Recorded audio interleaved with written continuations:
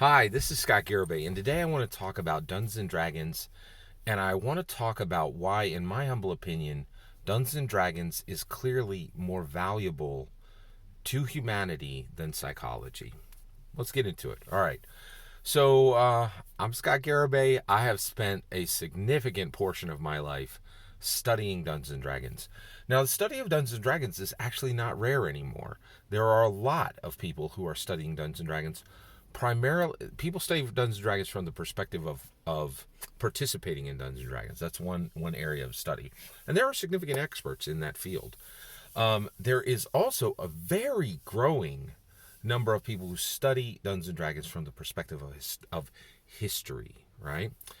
And I was very interested in the history of Dungeons and Dragons, and I studied the history of Dungeons and Dragons significantly. But I think I have moved on from the study of Dungeons and Dragons history because I don't think it's the most important study of Dungeons and Dragons. I study Dungeons and Dragons today from the perspective of ontology.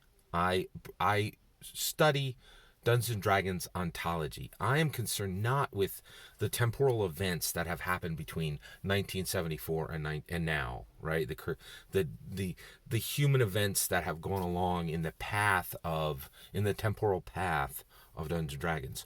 What I am studying now and what I want an answer to is what is Dungeons and Dragons? What is the nature of Dungeons and Dragons? What is Dungeons and Dragons? I don't think we know the answer to that. People, in my opinion, who have stopped thinking, think it's a game. I don't think it's a game. I don't think it's ever been a game. It was definitely presented as a game, but I think it's far more than that. And I don't know the answer to what Dungeons and Dragons is. I don't know. I don't think anybody on the planet knows what Dungeons and Dragons is. I think the work of Gary Gygax is going to be unpacked for about 250 years.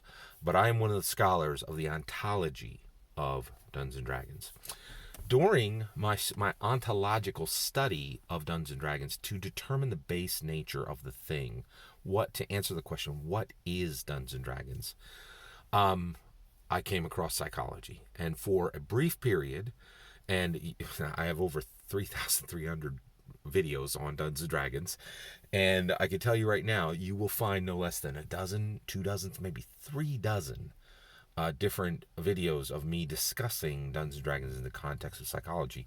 And there was a period where I really thought the future of Dungeons and Dragons was to replace psychology and be a better form of psychology, right?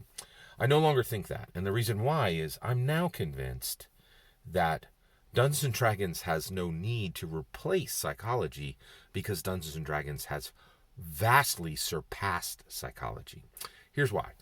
So psychology is the scientific study of human behavior, right? It is a scientific attempt to understand humanity, right? And it uses science to explore humanity and answer questions about ourselves, right?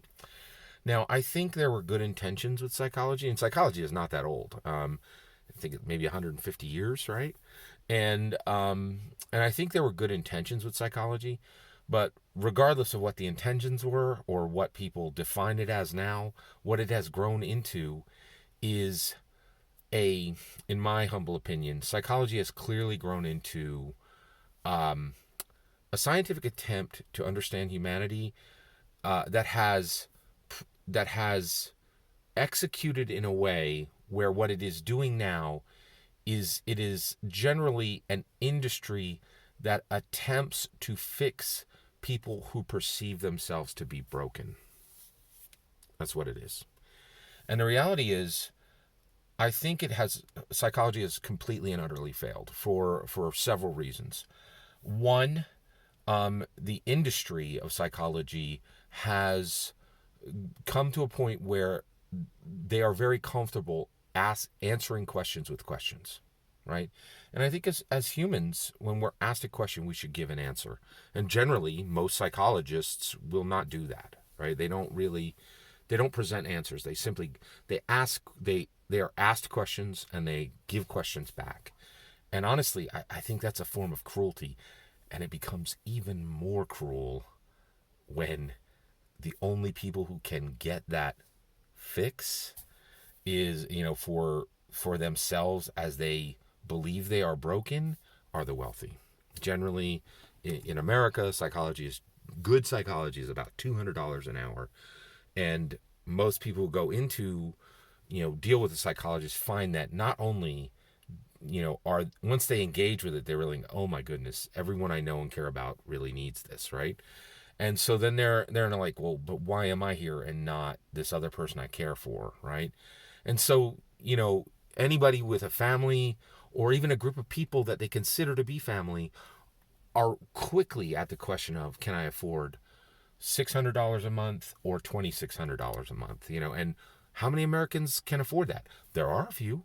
They live in LA, New York, Miami, maybe Houston, right? Like there's a, probably a dozen cities in the country that have thousands of people that can pay $600 to $2,600 a month to be fixed, right? And I think at this point, I really thought for a long time Dungeons and Dragons was to replace psychology. But the reality is, here's the thing, okay? Science is a terrible tool to understand humanity. We are not scientific beings. Science is not the end of us. You know what is an amazing tool to understand humanity? Story. Story is the most powerful tool humanity has ever wielded, by far. Story is what we can use to truly understand ourselves, to truly explore humanity. Story is the greatest tool to understand humanity. Far more powerful, far more valuable than science. So the reality is, if you have questions about yourself, right, you have a choice. You can go to a psychologist or you can start playing Dungeons and Dragons. Dungeons and Dragons is free, and it will allow you to explore every question you have about identity, every question you have about morality, right? Like alignments directly in it.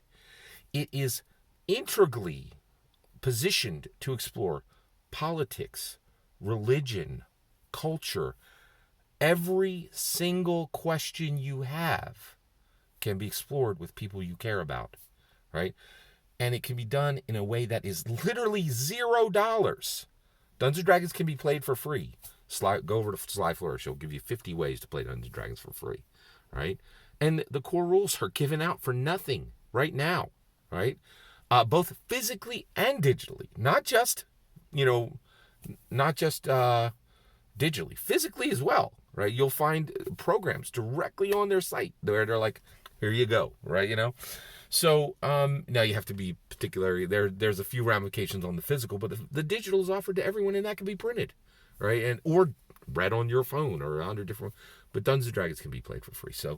So while psychology is only for the wealthy, Dungeons and Dragons right now is for everyone, and Wizards of the Coast is saying it constantly. They're like, Dungeons and Dragons is for everyone. Is psychology telling you that it's for everyone? It's not. And they failed utterly. The psychology industry has failed humanity utterly, right? They don't offer any answers, and they really have not solved the wealth problem on their product, right? And so the reality is, I think Dungeons and Dragons has far surpassed psychology already. And Dungeons and Dragons, so the most powerful tool we have as humans to explore ourselves, to explore humanity, is story, right? So how does Dungeons and Dragons become more valuable than psychology? Well, here's the thing. The shamans told us stories in the beginning. In the 1500s, we mastered prose and we locked it in, right? In the 1500s, we got the written word. The book came, right? Huge story delivery, right? In the 1900s, we began delivering stories with the small screen and the large screen, right? But in 1974, Gary Gygax blew everything away and made story accessible. He said, the artist, the experiencer, and fate, the dungeon master, the Dungeons and Dragons players, the math rocks, fate itself, the dice. The artist sets up the story. The experiencer interrupts it. And both are interrupted by fate itself. And these stories are more valuable than anything that has ever been told by any human on the planet since the first shaman told a tale holding up, his hands and telling the first story, right? But we're here now, and the most powerful and story is what will get us the next level of emotional evolution, the next level of intellectual evolution. Psychology will not. Science will not explain us. Story can, does, will. Gary Gygax, he made Dungeons & Dragons the perfect hone for the tool. And with Dungeons & Dragons, you can tell the most powerful, valuable stories in the world. And you can explore yourself, and you can explore others, and you can do it for $0, and you can share it with anybody you want immediately. Dungeons & Dragons does not need to replace psychology. It has already far surpassed it. Far surpassed it. All that is my humble opinion. What's your humble opinion? I'd love to hear it. Let me know in the comments below. Please consider liking and subscribing, and have a wonderful millennium.